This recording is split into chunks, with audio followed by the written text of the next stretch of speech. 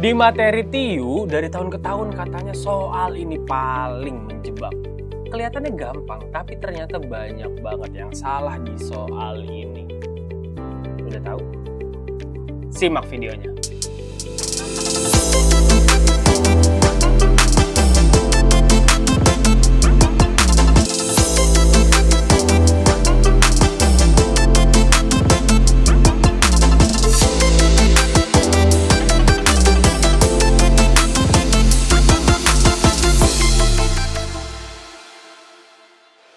Assalamualaikum warahmatullahi wabarakatuh, teman-teman para pejuang CPNS di seluruh Indonesia atau bahkan ada yang di mancanegara, ada yang di luar negeri atau dimanapun kalian berada.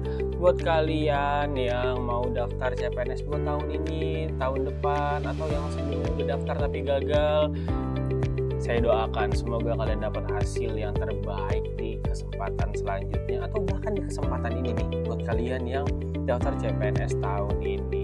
Oke, hari ini bersama saya Harun Al-Aziz kita akan bedah soal. Kita akan bahas soal yang katanya paling membingungkan ini. Soal yang kelihatannya gampang banget. Soal yang kelihatannya kayaknya anak SD, SMP, SMA juga belajar ini deh. Tapi kok banyak banget yang salah dan gagal karena materi ini. Penasaran? Langsung aja kita bahas soalnya. Let's go! Oke, kita masuk ke nomor 1. Kita di soal-soal ini akan membahas tentang antonim kata. Pasti tahu dong antonim kata, lawan kata. Betul banget. Kalau teman-teman tahu dari SD, SMP, SMA, pasti banget kita belajar tentang antonim kata. Lawannya besar, kecil, lawannya panjang, pendek, lawannya keluar, masuk ya. Itu kan gampang banget. Tapi kok bisa ada orang yang nggak tahu antonim kata? Nah, di sini kita bahas dan kita pelajari kenapa banyak orang yang gagal. Oke, nomor 1. Ada kata nomadik. Apa antonim kata nomadik? Ada yang tahu jawabannya? Apakah A. tak teratur, B. anomali, C. sesuai warna, D. mapan, E. menetap? Oke, ketemu jawabannya? Oke, buat yang udah ketemu jawabannya, kita bisa lihat nomadik. Apa sih nomadik? Nah, permasalahan dalam tes-tes kayak gini, soal-soal antonim ini adalah orang nggak tahu makna dari kata tersebut tuh apa. Jadi bingung, lawannya apa ya? Karena katanya ini aja nggak ngerti. Nah, kalau nomor 1, nomadik. Nomadik itu, pernah dengar kata nomaden nggak? Nah, di buku-buku sejarah pasti kalian sering dengar kata nomaden. Yang apa artinya? Berpindah-pindah. Nah, nomadik juga sama kayak nomaden. Dia cuma beda diksinya aja gitu. Kayak misalnya gede dan besar. Nah, itu kan dua diksi yang dua kata yang berbeda tapi maknanya sama gitu. Nomadik dan nomaden sama. Maknanya berpindah-pindah. Maka antonim dari kata berpindah-pindah adalah yang betul sekali, yang E, menetap. Oke, ada yang benar jawabannya?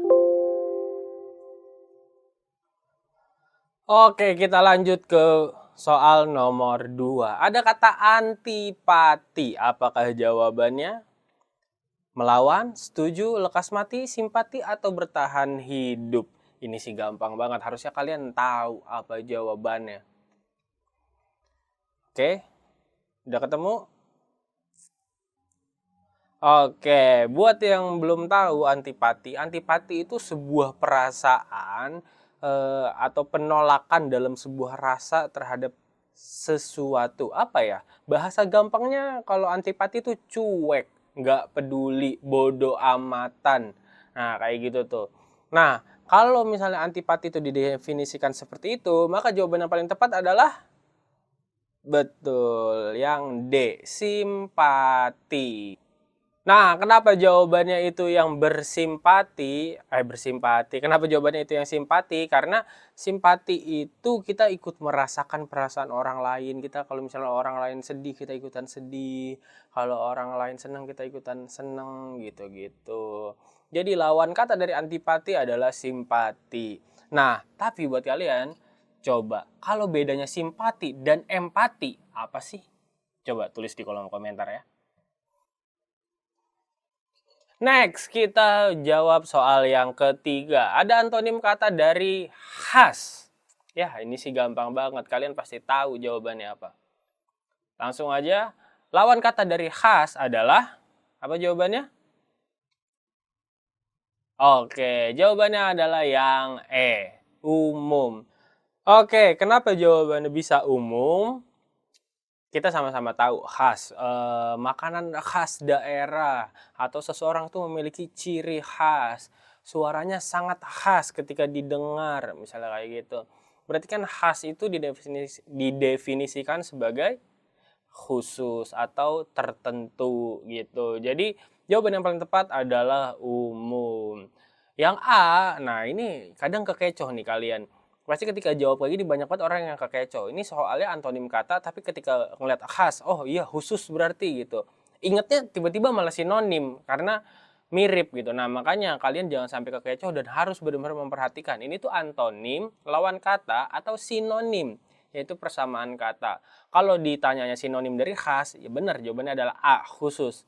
Tapi kalau di sini kan antonim, maka jawabannya E, yang umum. Nah, salah satu trik untuk kalian ngerjain soal kayak gini adalah lihat. A dan B, ada khusus dan wakil khusus.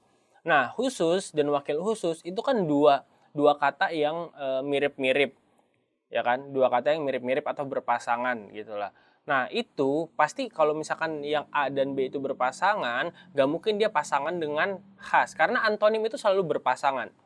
Aku, kamu, dia bukan dia. Aku, kamu, keluar masuk, panjang pendek, lebar sempit, kan gitu-gitu. Nah, itu selalu berlawanan.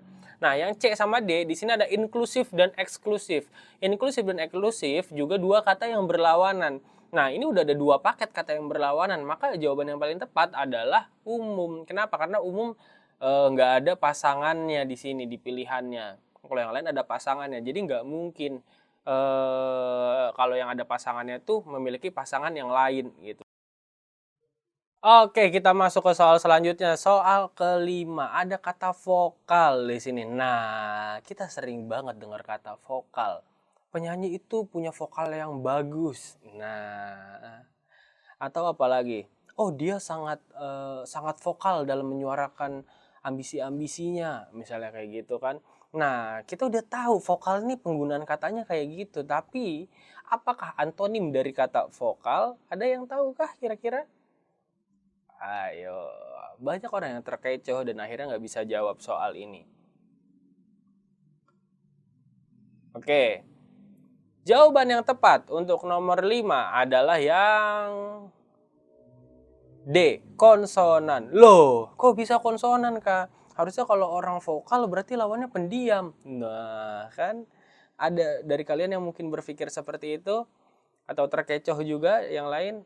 Jadi, kalau misalkan kalian berpikir orang yang vokal gitu, berarti orang yang pemberani dan sebagainya. Berarti kalian kekecoh di sini. Harusnya kalau lawan orang-orang kayak gitu kan bisa patuh, bisa pendiam, ya kan? Nah, Kak, kalau vokal itu biasanya suaranya bulat, berarti lawannya oval misalnya gitu. Itu pemikiran kalian lagi misalnya ada yang kayak gitu ya, itu salah juga. Di sini ternyata vokal yang dimaksudkan itu adalah huruf. Pernah dengar ada kata huruf vokal? Apa aja huruf vokal? Oke, A, I, U, E, O. Oke, betul. Ada A, I, U, E, O.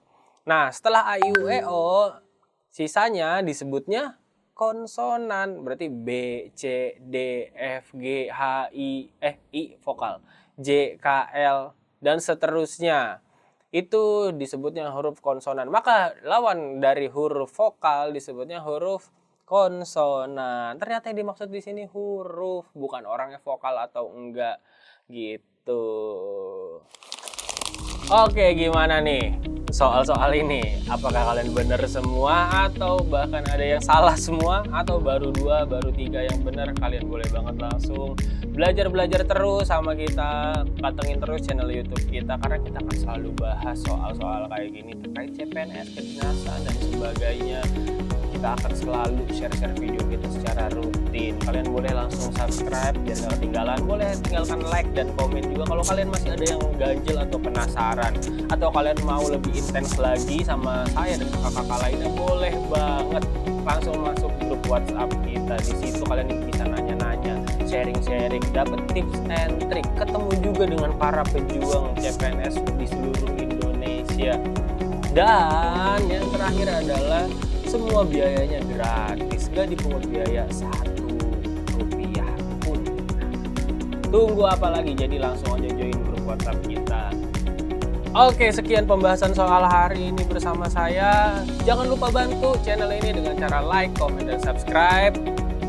Sampai jumpa lagi di pembahasan soal selanjutnya. Assalamualaikum warahmatullahi wabarakatuh. See you.